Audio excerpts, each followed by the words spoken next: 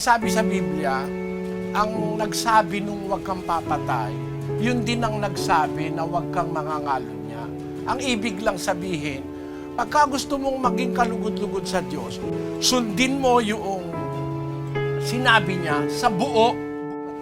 Ang mas marami ang napapasama dahil sa sugal.